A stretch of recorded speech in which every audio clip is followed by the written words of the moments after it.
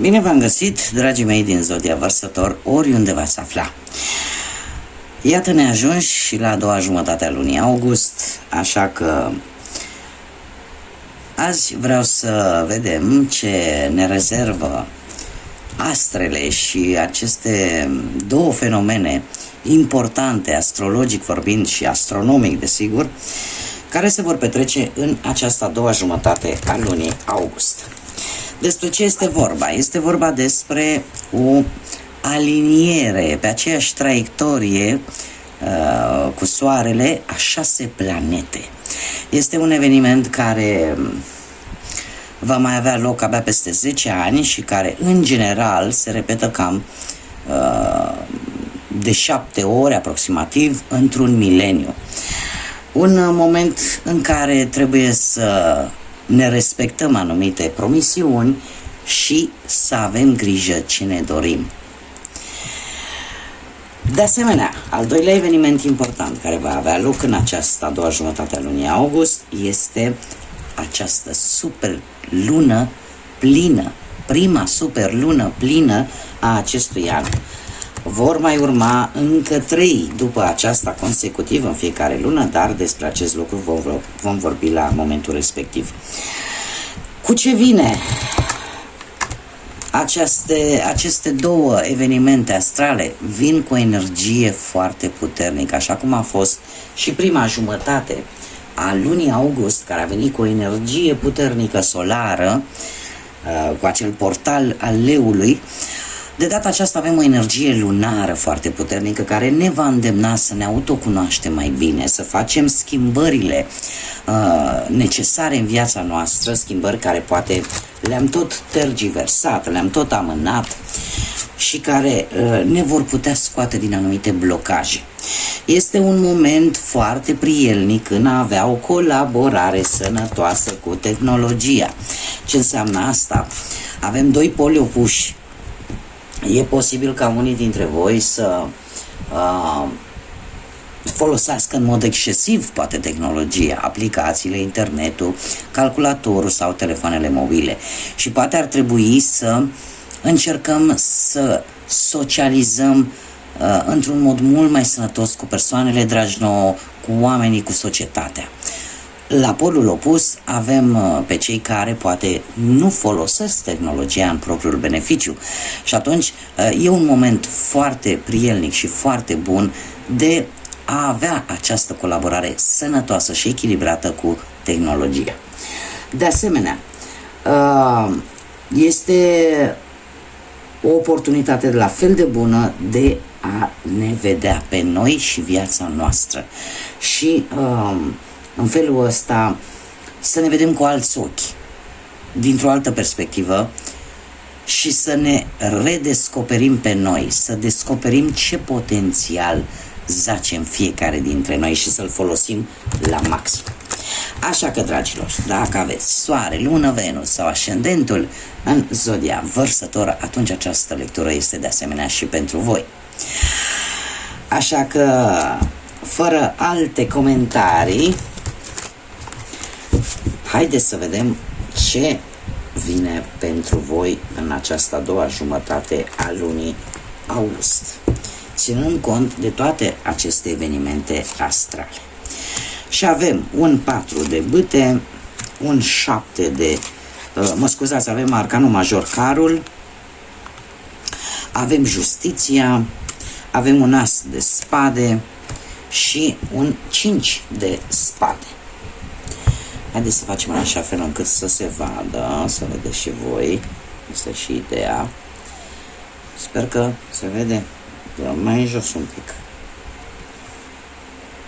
Așa, bun. Haideți să vedem situația actuală. Situația actuală este una, aș zice, destul de frumoasă, de liniștită. De ce? Pentru că avem un 4 de bâte care ne vorbește de un eveniment, posibil să vă pregătiți pentru un eveniment important din familie, din viața voastră, o căsătorie, vreun botez sau pur și simplu să vă pregătiți pentru o celebrare, la modul general. Poate ați trecut prin momente destul de dificile, destul de grele în într-un trecut apropiat și e momentul să vă bucurați. E posibil să fiți în ipostaza de a vrea să dețineți controlul asupra unei situații sau să încercați să găsiți acel echilibru în viața voastră. E momentul în care trebuie să te bucuri, poate unii dintre voi încă se bucură de anumite vacanțe reparatoare sau cu prietenii, cu familia, da? În orice caz e vorba de ceva benefic pentru voi, alții posibil să facă chiar o schimbare de locație. Posibil la locul de muncă să-ți îndeplinești un anumit obiectiv, să ai o reușită care îți aduce desigur un motiv de bucurie, să apară anumite îmbunătățiri, iar cumva, dacă sunteți în căutarea unui loc de muncă, să fi găsit ceva de muncă, iar cumva greul încet să treacă. Dacă vorbim de partea asta financiară, materială, apare o ușoară creștere economică, motiv de celebrare în urma propriei munci pe care voi ați depus. În ceea ce privește dragostea, cum am mai spus, posibil o unire, o nuntă, un botez, un motiv de bucurie în relație. Iar pentru cei singuri sunt mari șanse să, probabil că ați găsit totuși pe cineva la un eveniment, o nuntă, un botez și așa mai departe. Ce încercați să lăsați un pic deoparte sau să nu mai vă focusați foarte mult pe acest aspect, avem carul, semnul peștilor, semnul racului, mă scuzați. Carul care îmi vorbește poate de o călătorie. Unii dintre voi e posibil ori să o amânați, ori pur și simplu gândul vostru să nu stea în aceste ultime 2 săptămâni din august, să nu stea la acest aspect, la această călătorie. Cum de asemenea ne mai poate vorbi poate de achiziționarea unui mijloc de transport. Unui mijloc de transport, poate amânați cumpărarea sau vânzarea acestui mijloc de transport, plecând poate de la, nu știu, orice ce te poate ajuta să circuli dintr-un loc în altul, de la o bicicletă, trotinetă până la mașină, da? În general, carul ne mai vorbește și de o mutare, posibil o mutare să o amânați. Poate o decizie de schimbare de loc de muncă, iar să o puteți amâna. Dacă ați avut poate de recuperat vechi datorii, posibil și pe acestea să le amânați un pic. Să nu fie chiar în punctul vostru, cum să spun eu, să fie de interes foarte mare pentru voi în această perioadă. Mergem mai departe. Ce vine în viața voastră în următoarea perioadă? Și avem justiția, semnul balanței. Justiția care îmi vorbește despre un echilibru, o dreptate, îmi vorbește despre cauză și efect posibil. Să existe o lipsă de rapiditate în rezolvarea unei situații posibil legale. Chiar dacă rezultatul va fi pozitiv, el va mai dura până când va veni. E vorba de poate de anumite proceduri legale sau anumite semnături posibil, contracte sau anumite amenzi posibil care va trebui să le rezolvați. Posibil să vorbim de sancțiuni poate civile sau penale, judecătorie, avocat.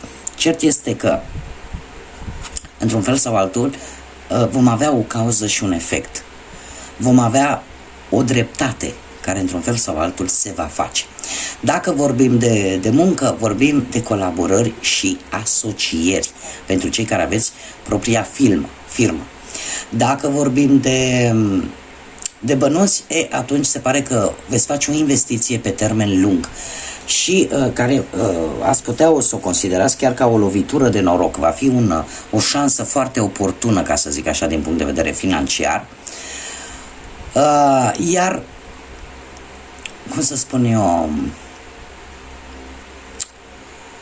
pe partea asta a banilor, într-un final, vei recupera anumiți bani sau vei primi o plată extra sau vei avea o sentință judecătorească pozitivă pentru tine sau vei primi poate o moștenire, ceva care are legătură cu justiția și cu aspectele astea legale. Dacă nu vorbim de aceste lucruri, ce pot să vă spun că în următoarea perioadă vei avea acest sentiment al dreptății. Da? Vei încerca să faci lucrurile cât mai corect posibil, cât mai bine și, sau ar trebui cel puțin. Iar pentru cei care sunteți într-o pereche, dacă vorbim de viața asta amoroasă, se pare că schimbările pozitive pot veni în relație, iar în cazul în care, chiar dacă sunt anumite probleme, ar trebui să încercați să comunicați mai mult, în așa fel încât să vedeți cu claritate exact ce îl deranjează unul pe celălalt și să găsiți acel punct comun, da? De rezolvare a problemei. Iar pentru cei care sunteți singurei, aș putea să zic că e posibil, există posibilitatea de a cunoaște pe cineva care lucrează în domeniul justiției sau care are cumva ceva legătură cu justiția. Iar dacă nu, atunci probabil cineva care lucrează într-o instituție a statului și care poate să fie chiar din zodia Balanță. De ce anume trebuie să ții tu cont în această perioadă? Avem un as de spade. Asul de spade care ne vorbește de claritate, dar în același timp ne vorbește de a face ceea ce este corect. Unii dintre voi e posibil să începeți un nou stil de viață, un nou proiect de viață. Poate din punct de vedere profesional, alții poate vor începe o activitate care nu are nimic de văzut cu ceea ce făceai înainte. Dacă vorbim de viața asta profesională, bine ar fi să încerci să nu prea dai bani împrumut. De ce? Pentru că este foarte puțin probabil să-i poți recupera. De asemenea, e o atenționare de a nu face cheltuieli mari. De ce? Pentru că există mari șanse ca o relație să se poată strica din cauza banilor, a cheltuielilor sau unui împrumut.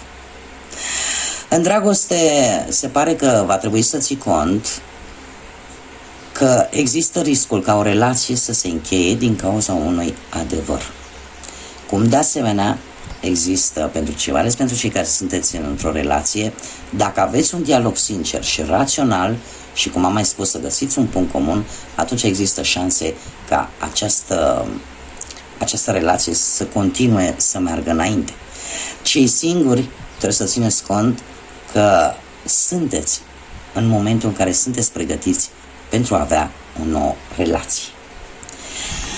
Cumva lucrurile care v-au rănit până în prezent s-au vindecat și din punct de vedere atât rațional cât și emoțional sunteți pregătiți pentru a începe o nouă relație.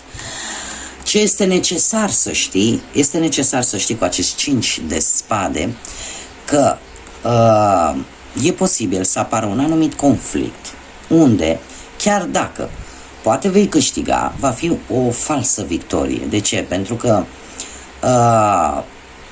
indiferent cine pierde sau cine câștigă, nu se merită prețul plătit. E posibil să aveți un conflict datorat geloziei, al invidiei, da? În care nimeni nu va avea de câștigat. Asta poate să fie la locul de muncă, în care pot fi în competiție, da? Sau poate că chiar și în relație să apară anumite mici dezacorduri. Sunt niște conflicte care se pare că vor fi inevitabile, care, indiferent cum se vor desfășura lucrurile, vor veni, dar de asemenea nu lăsați ca răzbunarea să vă umbrească judecata și gândiți-vă că sunt conflicte care, practic, în care nimeni nu câștigă, toată lumea are de pierdut. Da? Așa că alegeți-vă cu grijă luptele, bătăliile pe care vreți să le dați în această perioadă. Bun, haideți să vedem ce ne spun runele pentru voi, pentru Vărsător în a doua jumătate a lunii august. Ce vine pentru Vărsător? Și avem Oteala,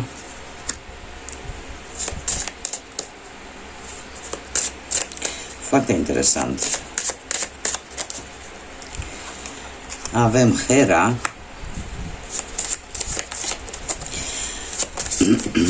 și Weird. Dragilor, există o conexiune între ce a fost, ce este și ce va fi, mai ales cu această lună Weird. Ce ne spune Otala? Otala ne vorbește de moșteniri, de probleme legale, după cum bine am văzut. Dar în același timp ne vorbește posibil de o creștere la nivel spiritual. Ne vorbește de strămoși, ne vorbește de cam tot ce are legătură cu ce vine din urmă, cu arborele genealogic. Otala, de asemenea, ne vorbește de posesiuni, de proprietăți. Posibil unii dintre voi, cum bine am văzut, să aibă ceva de văzut cu justiția, cu anumite lucruri din punctul ăsta de vedere legal și ceva legat posibil de o casă, de un teren, de o posesiune, ceva ce vine de la strămoși, de la bunici, de la familiari. O avem pe Hera, care ne vorbește de rezultatele eforturilor tale. Se pare că va veni o perioadă destul de liniștită și o perioadă foarte fructiferă pentru voi,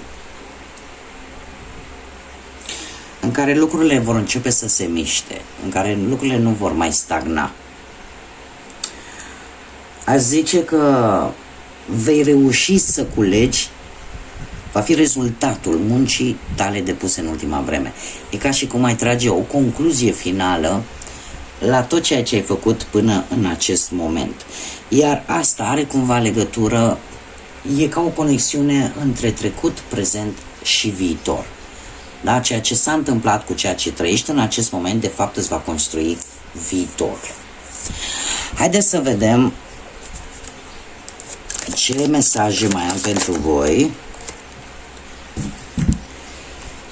Și am animăluțe de companie și deschideți inima.